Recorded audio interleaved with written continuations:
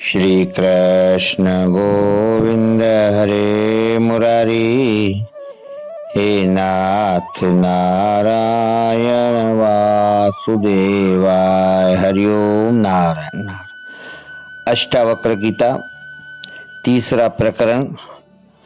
आत्मज्ञान के बाद आसक्ति का त्याग हो जाता है। सूत्र पहला है, अष्टावक्र वाच। अनुवाद है, अष्टावक्र जी राजा जनक की परीक्षा लेने हेतु पूछते हैं कि इन्हें वास्तव में आत्मज्ञान हुआ है या आत्मज्ञान की भ्रांति हुई है। ये वे प्रश्न करते हैं।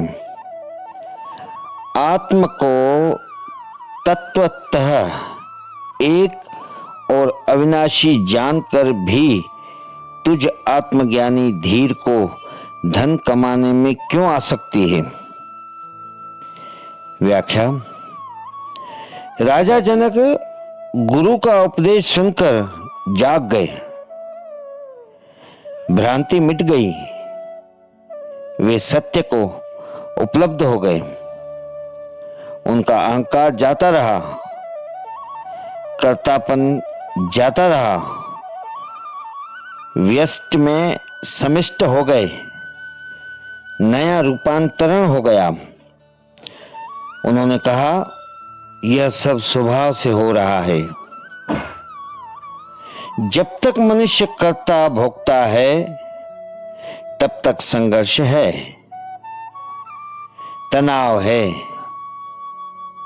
जब यह समझ लिया कि कर्तापन अहंकार के कारण है, सब कुछ स्वभाव से हो रहा है, तो उसने अध्यात्म का रस चख लिया, वह मुक्त हो गया। तुमसे संसार का अस्तित्व नहीं है, बल्कि तुम्हारा अस्तित्व संसार से है। इस धारणा से समर्पण होता है, विनम्रता आती है, तभी परमात्मा का स्वाद आता है।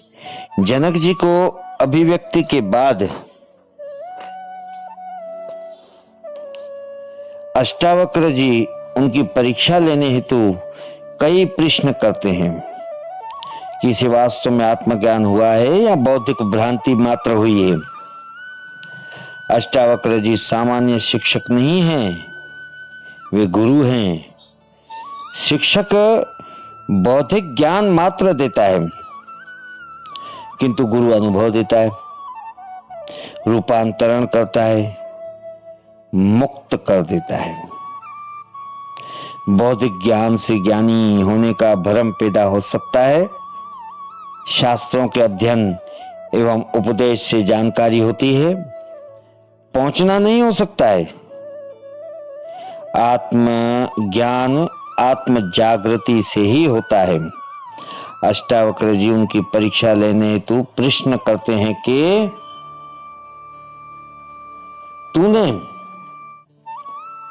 तूने आत्मा को एक और अविनाशी जान लिया, फिर तेरी धन कमाने में क्यों आसक्ति है।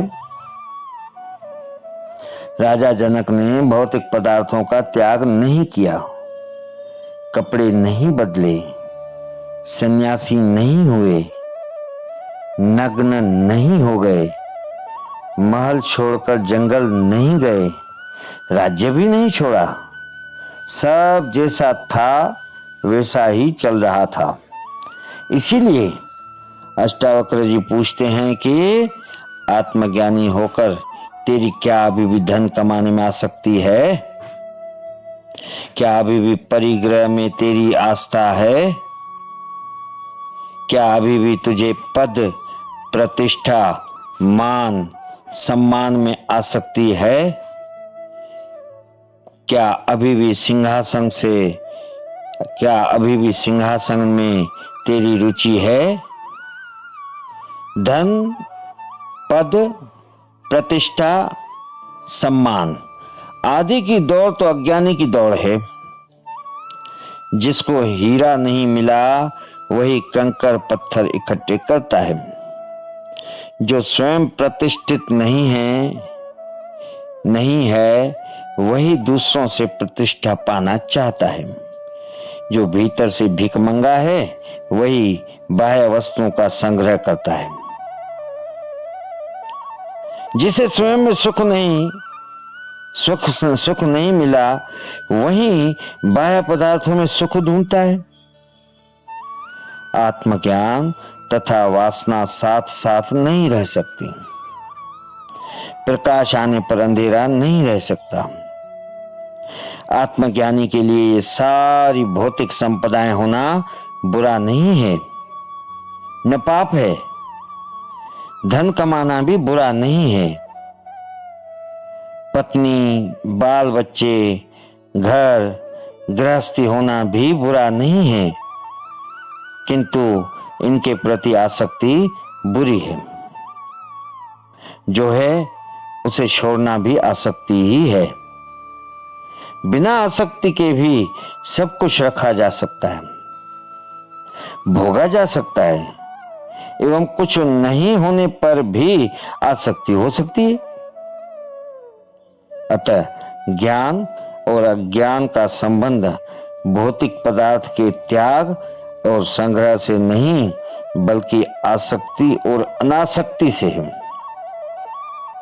अष्टावक्र जी इस प्रश्न द्वारा जनक जी से यही जानना चाहते हैं कि विषयों में इनकी आसक्ति इसकी है या नहीं।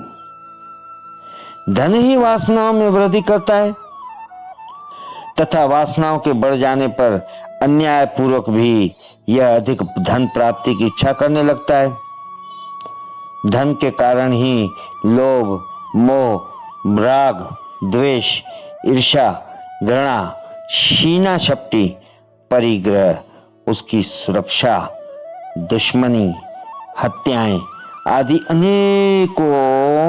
अनेकों पाप कर्म करने पड़ते हैं।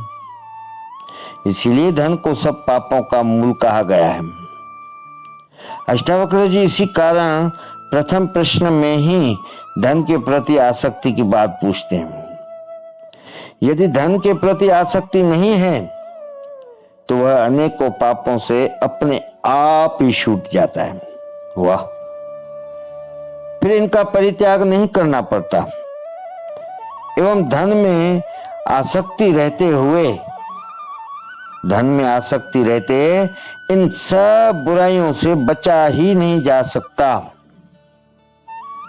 न्यायपूर्वक धन कमाना एवं उसे भोगना स्वस्थ है, पाप नहीं है, धर्म के कहीं विरुद्ध नहीं है। सब कुछ छोड़कर लंगोटी लगाकर जंगल में भागने वाला ही धार्मिक है एवं गृहस्थी सभी पापी हैं। ऐसी मान्यता मूढ़ लोगों की अर्थात पागल लोगों के सिवाय और किसी की भी नहीं हो सकती। श्री कृष्ण गोविंद हरे मुरारी, हे नाथ नारायण वासुदेवाय, हरि ओम। नारायण नारायण नारायण।